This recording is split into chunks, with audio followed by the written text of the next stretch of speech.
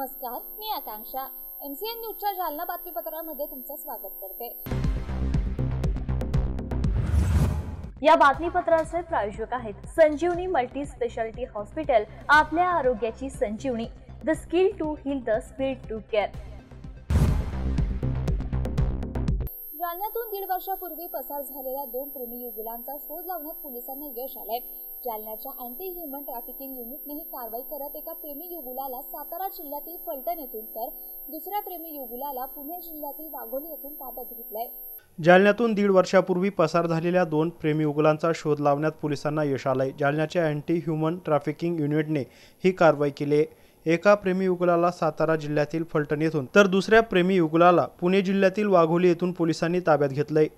26 जून 2024 रोजी टेंभुर्णी येथून एका अल्पवयीन मुलीला येथील एका मुलाने फूस लावून पळवून नेले होते। या प्रकरणी टेंभुर्णी पोलीस ठाण्यात गुन्हा दाखल करण्यात आला होता। नंतर या गुन्ह्याचा तपास जालन्याच्या अँटी ह्युमन ट्रॅफिकिंग युनिटकडे वर्ग करण्यात आला होता। या प्रकरणाचा तपास करत असताना टेंभुर्णी येथून पळून गेलेले प्रेमी युगुल हे सातारा जिल्ह्यातील फलटण येथे असल्याची गुप्त माहिती पोलीस पथकाला मिळाली होती। या माहितीवरून अँटी ह्युमन ट्रॅफिकिंग युनिटच्या पोलिसांनी फलटण येथून या प्रेमी युगुलाला ताब्यात घेतले। तसेच 12 मे 2024 रोजी परतूर तालुक्यातील रोहिणा येथे राहणाऱ्या एका अल्पवयीन मुलीला मंठा तालुक्यातील आकणे येथील मुलाने फूस लावून पळवून नेले होते। या प्रकरणी परतूर पोलीस ठाण्यात गुन्हा दाखल करण्यात आला होता। नंतर या घटनेचा तपास जालन्याच्या अँटी ह्युमन ट्रॅफिकिंग युनिटकडे वर्ग करण्यात आला होता। या प्रकरणाचा तपास करत असताना परतूर तालुक्यातून पळून गेलेले प्रेमी युगुल हे पुणे जिल्ह्यातील वाघोली येथे असल्याची माहिती पोलीस पथकाला मिळाली होती। या माहितीवरून अँटी ह्युमन ट्रॅफिकिंग युनिटच्या पथकाने वाघोली येथून या प्रेमी युगुलाला ताब्यात घेतलंय। नंतर दोनही प्रेमी युगुलांना जालना येथे आणून पुढील तपासासाठी त्यांना संबंधित पोलीस ठाण्यात हजर करण्यात आलंय। आज रोजी अनैतिक मानवी वाहतूक प्रतिबंधक कक्षाकडे जे पोलीस स्टेशन टेंभुर्णी आणि पोलीस स्टेशन परतूर येथे जे गुन्हे दाखल होते, तर ते गुन्ह्यांचा त्या गुन्ह्यातील पीडिता आणि जे आरोपी आहेत त्यांचा शोध न लागल्यामुळे आपल्या अनैतिक मानवी वाहतूक कक्षाकडे गुन्हे वर्ग झाले होते माननीय SP सर यांच्या आदेशाने। तर सदर गुन्ह्यातील जे टेंभुर्णी येथील जे पीडित आणि आरोपी हे आपल्याला गुप्त बातमीदारामार्फत फलटण जिल्हा सातारा येथे राहत असल्याबाबत कळल्यावरून आपण टीम पाठवली होती। त्या टीमने अतिशय कसोशीने त्या आरोपी आणि पीडिता यांचा शोध घेऊन ते दोघेही मिळून आलेले आहेत। आपण त्यांना रितसर ताब्यात घेतलेला आहे।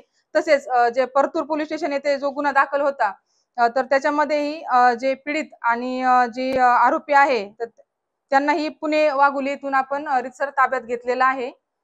अशा प्रकारे जे 2 गुन्हे आहेत, पोस्ट टेंभुर्णी आणि पोस्ट परतूर येथील पीडिता आणि आरोपी त्यांना ताब्यात घेऊन जे पोलीस स्टेशन आहे संबंधित तिथे आपण वर्ग करत आहोत गुन्हे। भाजप प्रवेशानंतर माजी आमदार कैलास गोरंट्याल हे जालन्यात दाखल होताच कार्यकर्त्यांनी गोरंट्याल यांचं जोरदार स्वागत केलंय। यावेळी भव्य मिरवणूक काढत जोरदार शक्ती प्रदर्शन देखील करण्यात आलं। भाजपा प्रवेशानंतर माजी आमदार कैलास गोरंट्याल जालन्यात दाखल झालेत। यावेळी कार्यकर्त्यांनी गोरंट्याल यांचं जोरदार स्वागत केलंय। 2 दिवसांपूर्वी काँग्रेसचे माजी आमदार कैलास गोरंट्याल यांनी काँग्रेसचा हात सोडून भाजपात प्रवेश केलाय। त्यानंतर ते आज जालन्यात दाखल झाले होते। यावेळी समर्थकांनी त्यांचं जंगी स्वागत केलंय। यावेळी भव्य मिरवणूक काढून जोरदार शक्ती प्रदर्शन करण्यात आलंय। यावेळी गोरंट्याल यांच्या समर्थनार्थ जोरदार घोषणाबाजीने परिसर दणाणून गेला होता। आता जालना शहरामध्ये मोठ्या प्रमाणात भव्य स्वागत होते। कालपासून काही लोकांचा फोन होता की आम्ही तुमचा सत्कार करणार आहे। मी म्हटलं असं नका करू, पण आता लोक आनंदित आहे। लोकांना वाटतं की प्रत्येक वार्डात जिथं जिथं मला मानणारे लोक आमचे नगरसेवक आहेत त्यांची इच्छा होती की मला ठीक आहे, हरकत नाही, आमची काही तयारी नव्हती तरी आपण बघता की फार मोठ्या प्रमाणात कार्यकर्ता जमले आणि गावात आणखी 10 ते 15 ठिकाणी माझा सत्कार होणार आहे आणि मी सर्वांचा व्यक्तिगत धन्यवाद व्यक्त करतो। आता एक राजकीय प्रश्न आहे की काल खोतकर साहेब यांनी जे आहे तुमच्यावर आरोप केला आहे की तुम्ही महानगरपालिकेत केलेल्या भ्रष्टाचाराच्या चौकशीला घाबरून जे आहे आश्रयाला गेले। तुम्हाला सांगतो की भ्रष्टाचाराचा असा आरोप हे जेव्हा मंत्री असताना देवेंद्र फडणवीस तेव्हा मुख्यमंत्री असताना त्यांनी केलं आणि काय झालं, विभागीय आयुक्ताने 2 डेप्टी कलेक्टर नेमलं, काय झालं ते 0 झाला आणि आम्हाला क्लीन चिट दिले। तेच आता अधिवेशन मध्ये हे बघा काय असतात, जनरल मीटिंग मध्ये आयत्या वेळीचे प्रकरण घेण्याचा अधिकार नगराध्यक्षला असतात आणि सभागृहाला नगराध्यक्ष विचारतो की आयत्या वेळीचे घ्यायचे की हो म्हटलं ना तर मग त्याचं वाचन सन्मानित सीओ किंवा अधिकारी करतो आणि ते लोकांच्या हिताचे काम असतात, लायन्स क्लब, रोटरी क्लब आणि एखादा नगरसेवक माझ्या वाटाचं काम असतात, टाकावं लागतात. आणि जर ते असं तेव्हा चीफ ऑफिसर असतो, चीफ ऑफिसरला जर असं कळलं की हा इलिगल आहे तर 308 मध्ये कॅन्सल करू शकतो कलेक्टरकडे जाऊन. तेव्हाचा कलेक्टर नाही, तेव्हाचा सीओने काय केलं नाही, त्याने कलेक्टर साहेबांनी तेव्हाच त्याने प्रशासकीय मान्यता दिली, मग ते इलिगल असणारे असतात. आणि हे याला बोलायला काय आहे, याच्यावर भ्रष्टाचाराचे म्हणजे तुम्हाला माहिती आहे, काल बोललो मी त्याचे केवळ भ्रष्टाचार आहे. आता ते बोलू द्यायचं, काही फरक पडत नाही. संगीता बोरांच्या नगराध्यक्ष असल्याने त्या सार्वजनिक जीवनात आहेत आणि त्याच्यावर टीका होणारच, त्यांनी केलेल्या भ्रष्टाचाराची चौकशी होणारच असं खोतकरांनी म्हटलंय. मी काय म्हणलो, याचा अगोदरी झालं ना, दूध का दूध पाणी झालेला होता ना, आणखीन होऊ द्या ना. आता आमच्याकडे पण फार भरपूर आहे ना. मग कासाबाईने बोगस फिटविट दिलेली आहे, दर्शना हॉटेलमध्ये 25 लोक बोगस एनओसी देऊन हस्तगत केलं, शुगर फॅक्टरी आहे, लालबाग आहे, त्याच्यानंतर कृषी उत्पन्न बाजार समिती आहे, खरेदी विक्री आहे, सब गोल केलं नाही यांनी. आम्ही काय सोडणार का त्याला? अरे हे सोडा, माझ्याकडे ते शमशानभूमीचे पेपर उद्या येणार, ते बळबळ केलं तर शमशानभूमी कोणाचं नाव घेतलं ते पण दाखवणार मी. भाजपमध्ये प्रवेश केल्यानंतर नवीन आव्हान काय शहरात? बघा, नवीन आव्हान तर मी जस्ट आता आल्यानंतर आपलं जालना शहराचं मी परवा मुख्यमंत्र्यांना भेटलो, तर सर्वात मोठा मी त्यांना निवेदन दिलं की जे समृद्धीमध्ये ज्या शेतकऱ्यांचे जमीन गेले त्यांना योग्य मोबदला भेटत नाही, त्यासाठी आपण प्रयत्न करावा म्हणून मी दिलेला आहे. आणि जालना शहराचा पाणी पुरवठा कायमस्वरूपी म्हणजे रोज लोकांना पाणी भेटलं पाहिजे या संबंधी माझी त्यांच्यासोबत चर्चा झाली. कौटुंबिक वाद तुमचे कधीपर्यंत चालणार आहे? मी सुरुवात केली नाही, त्यांनी सुरुवात केली, मग मी बोलतोय. त्यांनी सुरुवात केली, मी नाही केली. निवडणुकीत तुमचं डिपॉझिट जप्त केलं जाणार असल्याचं देखील कोणता डिपॉझिट आता येणार आहे याच्यामध्ये? कोणता? नगर परिषद, जिल्हा परिषद, पंचायत, कोणता? आता महानगरपालिकेचे. ठीक आहे ना, तोपर्यंत राहील का तो? तोपर्यंत बघेल ना. जुल्या प्रकरण थांबणार का? लक्षात ठेवा बाबा, मी काय भारतीय जनता पार्टी बळकणार. खासदार कल्याण काळे म्हणाले आता थोड्या वेळापूर्वी की जो काँग्रेस सोडून गेला तो संपलेला आहे म्हणून, संपत असतो. ठीक आहे, त्याने बोलले असेल तर ते माझ्यावर सिद्ध होणार नाही. कारण जेव्हा काँग्रेस काही नसताना काँग्रेसची धारा मी सांभाळलेली आहे. अंकुशराव टोपे, राजेश टोपे जेव्हा काँग्रेस सोडलं होतं तेव्हा कोणी नव्हतं झेंडा द्यायला, आम्हीच काँग्रेस आतापर्यंत जीवन टिकली. ठीक आहे, आमचा विचार चेंज झाला, बघू. खासदार असंही म्हणाले की 2019लाच गोरंट्याल यांच्या तळ्यात मेळात चालू होतं, परंतु त्यांनी कसं तरी आता एवढा वेळ लागला. तळ्यात मळ्यात नाही, मग असं असलं तर ते परवा माझ्या घरी का आले? मला समजावण्यासाठी ते आले होते ना, मग तेव्हापासून आले पाहिजे होते ते, मग परवा का आले माझ्या? लोकसभेचे खासदार कल्याण काळे असतानंतर विधानसभा झाली आणि खासदार असताना काँग्रेसचा देखील काँग्रेसच्या उमेदवाराला पराभव स्वीकारावा लागला. मी एकटं पडलो का महाराष्ट्रात? मला सांगा, महाराष्ट्रात प्रत्येक काँग्रेसचा उमेदवार पडला आणि त्याचे कारण वेगवेगळे आहे सर्व. तुम्हाला माहित आहे ना, जालन्यात कोण आला निवडून काँग्रेसचा, राष्ट्रवादीचा आला कोण? मराठवाड्यात कोण आला सांगा? बरी निवडणुका आल्यानंतर गोरंट्याल आणि खोतकर एकमेकावर आरोप करतात. मी कधी कोणाला एकेरी बाहेर आरोप करत नाही. मी सुसंस्कृत परिवारातून आलेला आहे. यांच्यासारखा नाही कधी उठला पाया धरायचा आणि कधी मग गळा कापण्याचं काम या लोकांनी केलं. मी तसं करत नाही. आज काँग्रेसची आढावा बैठक पार पडली, यामध्ये अब्दुल हाफिज पत्रकार हे उपस्थित होते, त्यावर काय बोलणार? ठीक आहे ना, त्यांना शुभेच्छा देतो.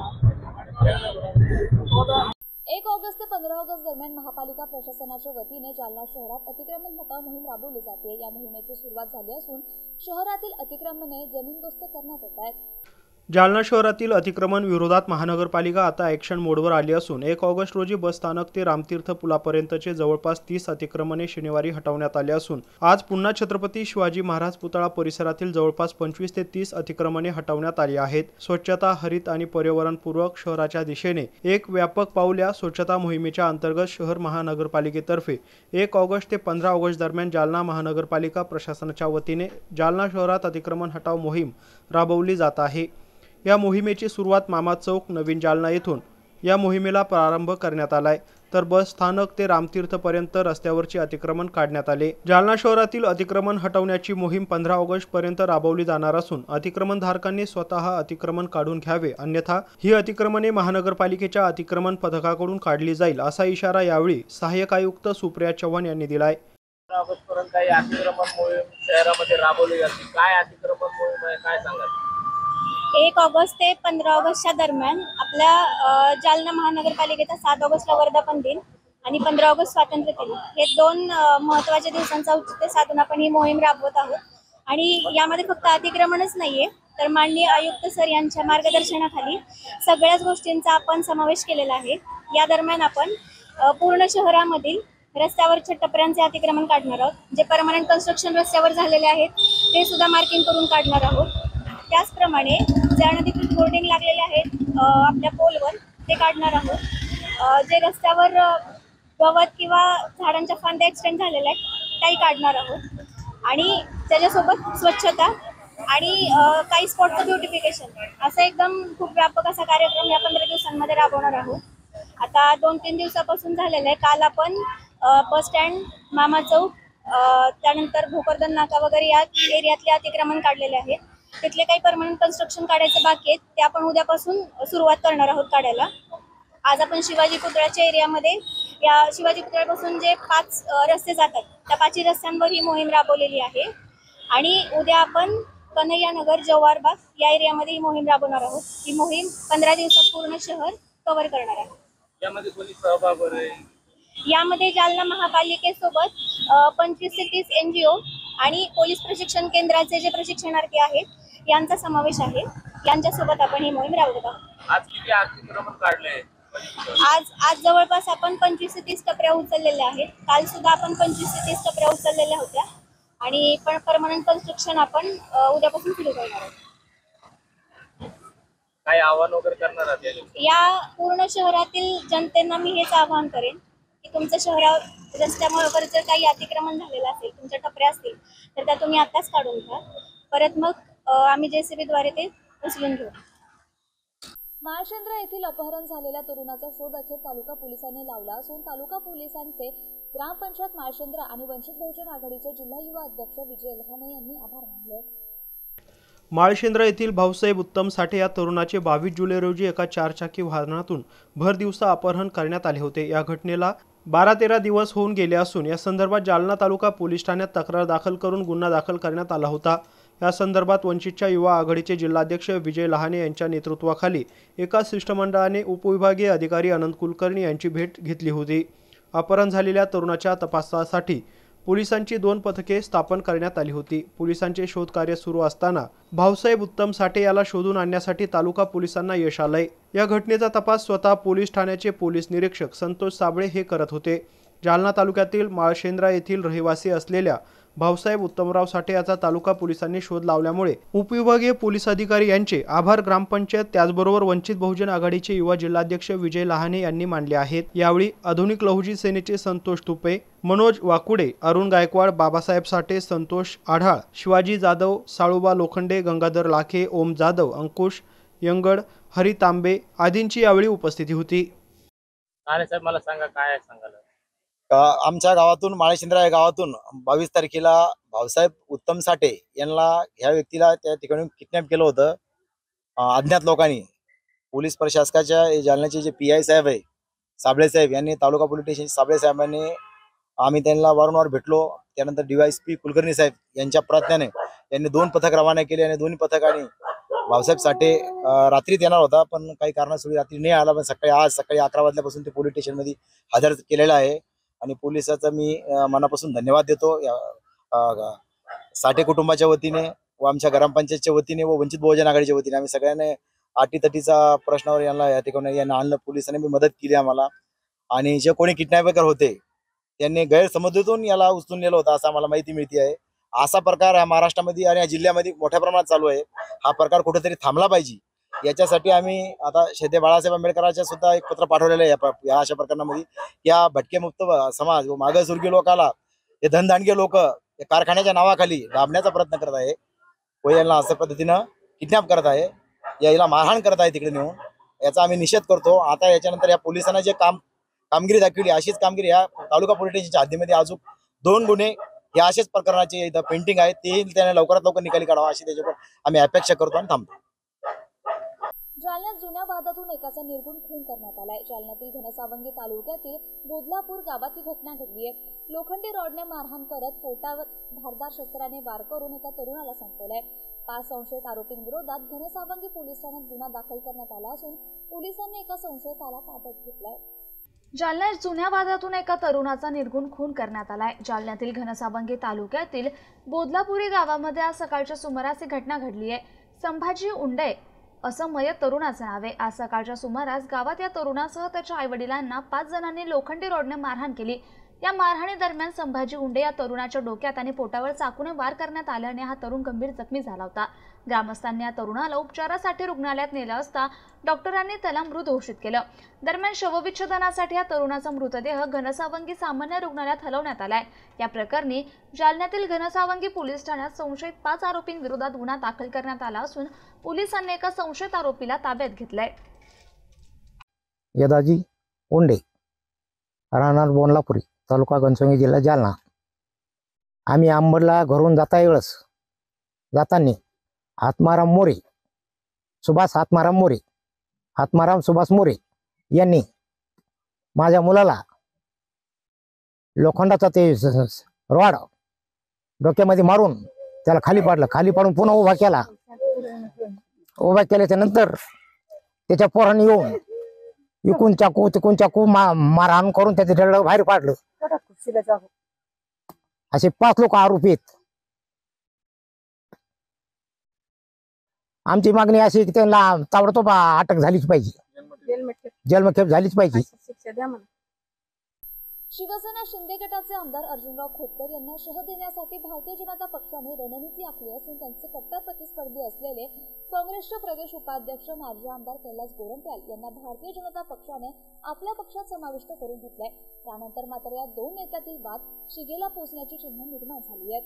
या दोन्ही नेत्यांकडून एकमेकांवर कठोर टीका करण्यात येत असून एकमेकांची प्रकरणे लोकांसमोर आणली जातील अशी इशारेही देण्यात येत आहेत. जालन्यातील महापालिकेच्या निवडणुका तोंडावर आहेत आणि याच निवडणुकीच्या तोंडावर आता एकीकडे शिवसेनेने आपला उमेदवार जाहीर केला असतानाच भारतीय जनता पक्षात आलेले कैलास गोरंट्याल हे मात्र महापालिकेवर भाजपचाच भगवा फडकवणार असल्याचा दावा करतायत. त्यामुळे या 2 नेत्यांकडून एकमेकांच्या विरोधात सध्या आरोप प्रत्यारोपाच्या फैरी वाढण्याचं काम सुरू झालंय. जालन्यातील या राजकारणाचा आढावा घेतलाय आमचे जिल्हा प्रतिनिधी साहिल पाटील यांनी. 50 खोके एकदम ओके हा डायलॉग महाराष्ट्राच्या राजकारणामध्ये एकनाथ शिंदे यांनी शिवसेनेशी बंड केल्यानंतर आमदार कैलास गोरंट्याल यांनी रूढ केला होता आणि राज्यभरात हा डायलॉग सोशल मीडियावर मोठ्या प्रमाणात व्हायरल झाला होता. त्यावेळी भाजपच्या मांडीला मांडी लावून मुख्यमंत्री एकनाथ शिंदे बसले होते आणि शिवसेनेसोबत बंड केल्यानंतर त्यांनी भाजपसोबत येऊन सत्ता स्थापन केली होती. मात्र याच डायलॉगचे निर्माते असलेले तत्कालीन आमदार म्हणजेच काँग्रेसचे जालना विधानसभेचे माजी आमदार कैलास गोरंट्याल यांनी आता भाजपमध्ये प्रवेश केलाय.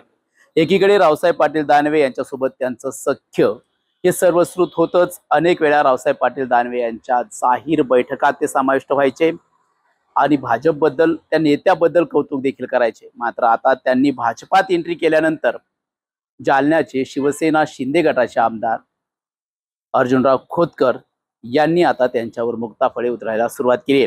खरं तर याची सुरुवात आमदार कैलास गोरंट्याल यांनीच केल्याचा त्यांचा दावा आहे. माजी आमदार कैलास गोरंट्याल यांनी आमदार अर्जुनराव खोतकर यांचे कौटुंबिक काही प्रकरण आहेत ते मीडिया समोर आणण्याचा प्रयत्न केला, त्यांच्या आईचं नाव घेण्याचा प्रयत्न केला आणि त्यानंतर मात्र आज आमदार अर्जुन खोतकर यांनी माजी आमदार कैलास गोरंट्याल हे आपल्या आईला कशा प्रकारे छळत होते, त्यांच्या भावांनी आपल्याला कशा प्रकारे तक्रार केली त्याची ऑडिओ क्लिप आपल्याकडे आहे. जर हे व्यक्तिगत पातळीवर येऊन राजकारण करत असेल तर मीही ती क्लिप मीडिया समोर आणून सार्वजनिक करेल असा दावा आता आमदार अर्जुनराव खोतकर यांनी केलाय.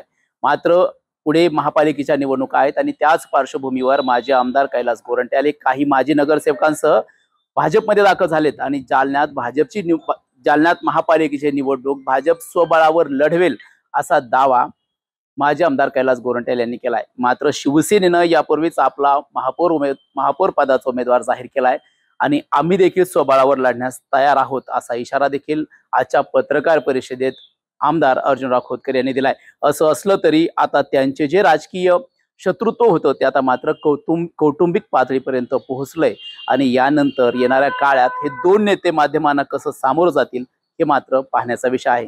Sahil Patil, MCN news, Jalna. आणि हे बातमीपत्र इथेच संपलं. पुन्हा भेटूया पुढील बातमीपत्रात. तोपर्यंत पाहत रहा MCN न्यूज. नमस्कार.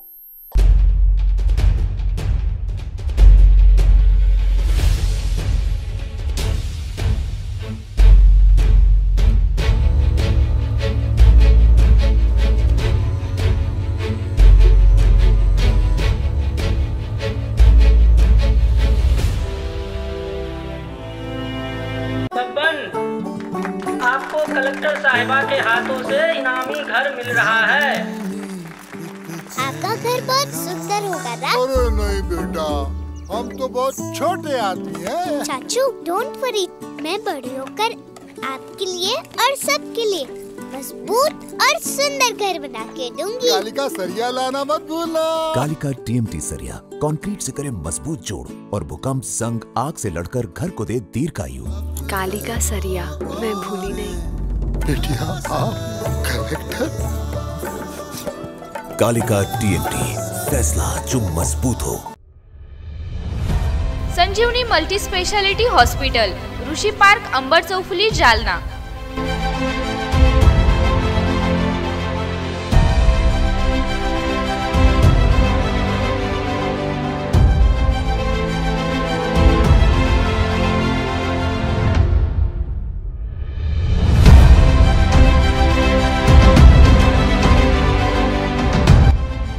महात्मा ज्योतिबा फुले जन आरोग्य योजना आणि प्रधानमंत्री जन आरोग्य आयुष्मान भारत योजना उपलब्ध. मेडिसिन विभाग, बालरोग विभाग, स्त्रीरोग विभाग, अस्थिरोग विभाग, सर्जरी विभाग, नाक कान घसा विभाग आणि पॅथॉलॉजी विभागात काम करणारी तज्ञ डॉक्टरांची टीम. उपलब्ध सुविधा ICU, NICU. जालना शहरातील अद्ययावत ultima of 100 with stent boost cath lab. Modular operation theatre, dialysis विभाग, cardiac care unit CCU, angiography सुविधा, एंजिओप्लास्टी सुविधा, 24 तास अत्यावश्यक सेवा आणि कार्डियक ॲम्ब्युलन्स उपलब्ध. महाराष्ट्र पोलीस कुटुंब आरोग्य योजनेसह सर्व आरोग्य विमा कंपन्यांचे कॅशलेस उपचार. संजीवनी मल्टी स्पेशालिटी हॉस्पिटल, आपल्या आरोग्याची संजीवनी.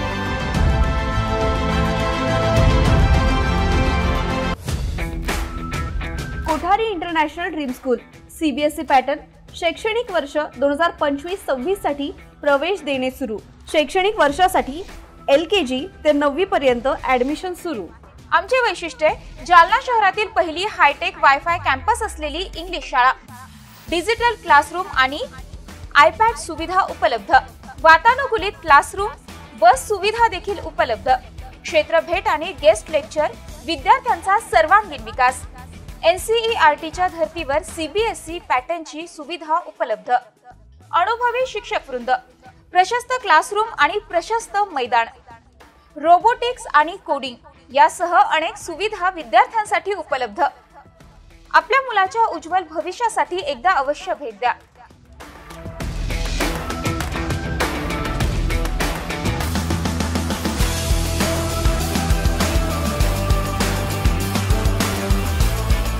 Kothari international dream school, JES महाविद्यालयाजवळ, देऊळगाव राजा रोड, जालना.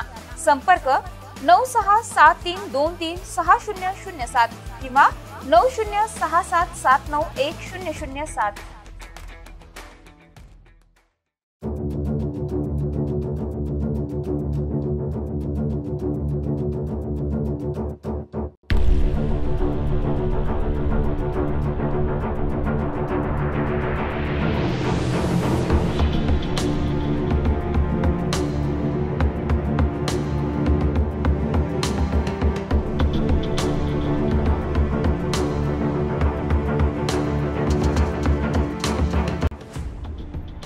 जालना शहर महानगरपालिका जालना यांच्यातर्फे जाहीर आवाहन. पावसाळ्याचे दिवस आले तरी आपल्याकडे होणारा पाणी पुरवठा स्वच्छ शुद्धीकरण करूनच करण्यात येतो.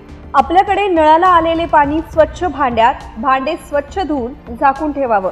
आपल्याला नळ आपल्या दारात, नाली फुटलेला नसावा याबाबत काळजी घ्यावी.